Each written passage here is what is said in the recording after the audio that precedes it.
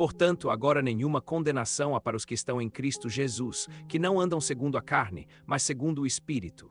Porque a lei do Espírito de vida em Cristo Jesus te livrou da lei do pecado e da morte. Porque o que era impossível à lei, porquanto estava enferma pela carne, Deus, enviando o seu próprio Filho em semelhança da carne do pecado e por causa do pecado, condenou o pecado na carne para que a justiça da lei se cumprisse em nós, que não andamos segundo a carne, mas segundo o Espírito. Porque os que são segundo a carne inclinam as coisas da carne, mas os que são segundo o Espírito, as coisas do Espírito.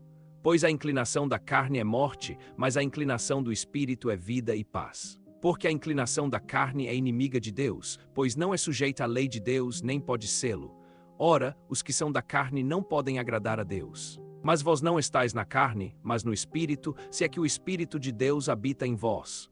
Mas se alguém não tem o Espírito de Cristo, esse não é dele. E se Cristo está em vós, o corpo, na verdade, está morto por causa do pecado, mas o Espírito vive por causa da justiça. E se o Espírito daquele que ressuscitou Jesus dentre os mortos habita em vós, aquele que ressuscitou a Cristo Jesus dentre os mortos vivificará também os vossos corpos mortais, pelo seu Espírito que habita em vós. Assim, pois, irmãos, somos devedores não à carne, para vivermos segundo a carne.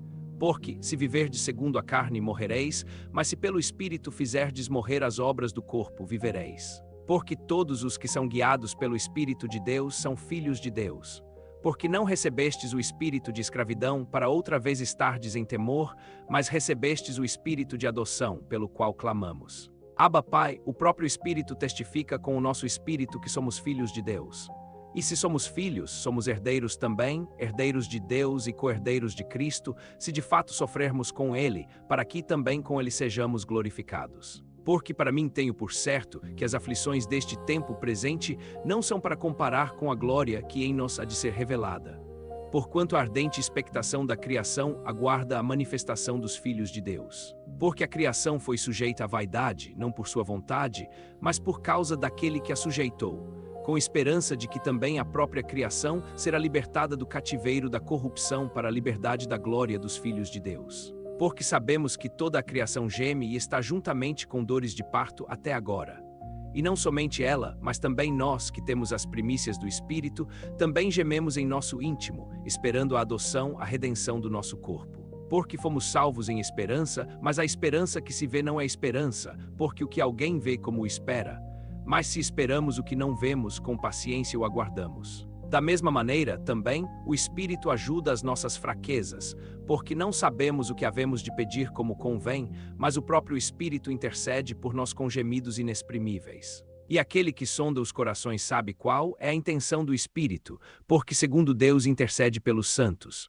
Mas sabemos que todas as coisas cooperam para o bem daqueles que amam a Deus, daqueles que são chamados segundo o seu propósito. Porque os que dantes conheceu, também os predestinou para serem conformes à imagem de seu Filho, a fim de que ele seja o primogênito entre muitos irmãos. E aos que predestinou, a esses também chamou, e aos que chamou, a esses também justificou, e aos que justificou, a esses também glorificou.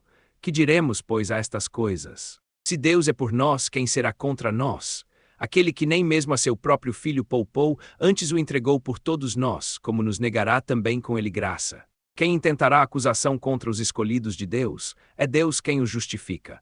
Quem os condenará? É Cristo Jesus, o que morreu, ou antes, o que ressuscitou, o que também está à direita de Deus e que também intercede por nós. Quem nos separará do amor de Cristo? Será tribulação, ou angústia, ou perseguição, ou fome, ou nudez, ou perigo, ou espada?